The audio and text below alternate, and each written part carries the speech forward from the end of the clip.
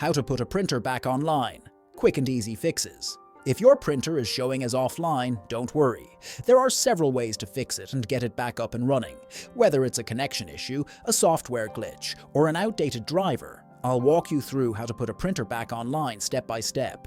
First, check the basics. Make sure your printer is turned on and properly connected. If you're using a USB cable, unplug it and try a different port on your computer. If your printer is wireless, verify that it's connected to the same Wi-Fi network as your computer. Sometimes, restarting your router can quickly solve the issue. Next, if your printer still appears offline, Windows might have mistakenly set it that way. To manually bring it back online, go to Control Panel, then Devices and Printers, and find your printer.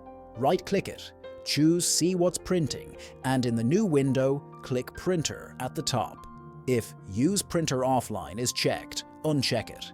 This simple step often solves the problem immediately. Another common issue is a stuck print job. If a document failed to print, it might be blocking new tasks. Open the See What's Printing window, cancel all pending print jobs, and then restart both your printer and computer. Still offline?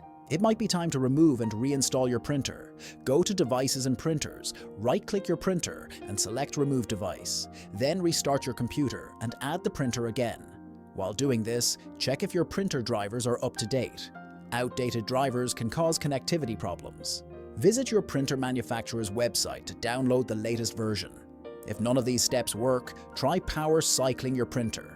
Turn it off, unplug it for about 30 seconds, then plug it back in and restart it. A weak Wi-Fi signal can also cause problems, so make sure your printer is within a good range of your router. If after all this, you're still struggling to put your printer back online, the issue might be hardware related. In that case, contacting the manufacturer or a printer technician is your best option. And if the cost of repair is too high, it may be worth considering a new printer. By following these steps, you should now know exactly how to put a printer back online and get back to printing without frustration.